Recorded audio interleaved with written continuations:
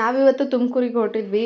ತಲೆಗೆ ಕಟ್ಕೊಳ್ಳಮ್ಮ ಅಂತ ಹೇಳಿದೆ. ತುಂಬ ಚಳಿ ಇತ್ತು. ಸೊ ಅದಕ್ಕೋಸ್ಕರ ನಾನು ಕಟ್ಕೊಂಡ್ರೇ ಕಟ್ಕೊಳ್ಳೋದು ಅಂತ ಹೇಳಿ ಹಠ ಮಾಡಿದ್ಲು. ಸೊ ಹಾಗಾಗಿ ನಾನೊಂದು ಕರ್ಚೀಫ್ನ ಕಟ್ಕೊಂಡಿದ್ದೀನಿ, ಅವಳಿಗೊಂದು ಕರ್ಚೀಫ್ ಕಟ್ಟಿದ್ದೀನಿ ನೋಡಿ. ನಾವು ತುಮಕೂರಿಗೆ ಹೋಗ್ತಾ ಇದ್ದೀವಿ. ಒಬ್ಬರಿಗೆ ಆಕ್ಸಿಡೆಂಟ್ ಆಗಿತ್ತು ರಿಲೇಟಿವ್ಗೆ.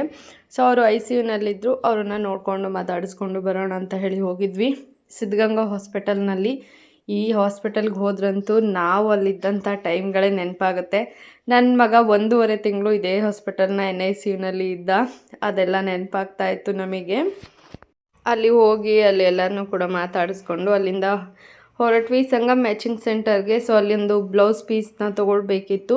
ಸೊ ಆ ಮೆಟೀರಿಯಲ್ ತೊಗೊಂಡು ಅದ್ರ ಪಕ್ಕನೇ ಒಂದು ಶಾಪ್ ಇದೆ, ಫ್ಯಾನ್ಸಿ ಸ್ಟೋರು. ತುಂಬ ಚೆನ್ನಾಗಿದೆ. ಎಲ್ಲ ಥರದ ಆಕ್ಸಸರೀಸು, ಹೇರ್ ಆಕ್ಸಸರೀಸ್ ಆಗಿರ್ಬೋದು, ಜುವೆಲ್ರೀಸ್ ಎಲ್ಲ ಸಿಗುತ್ತೆ. ನನಗಂತೂ ತುಂಬಾ ಇಷ್ಟ.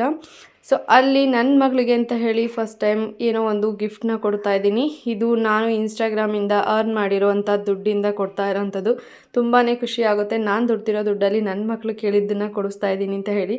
ಅವಳಂತೂ ಮನೆಗೆ ಬಂದಮೇಲೆ ಅದನ್ನು ಇಟ್ಕೊಂಡು ಡ್ರೆಸ್ನು ಕೂಡ ಚೇಂಜ್ ಮಾಡಿ ಅವಳ ಡ್ರೆಸ್ನ ಹಾಕಿ ಎಲ್ಲರಿಗೂ ಕೂಡ ತೋರಿಸ್ಕೊಂಡು ಬರ್ತಾ ಇದ್ಲು. ಅವಳು ಕೂಡ ಖುಷಿಯಾಗಿದ್ಲು. ನನಗೆ ಕೂಡ ತುಂಬಾ ಖುಷಿ ಆಯಿತು.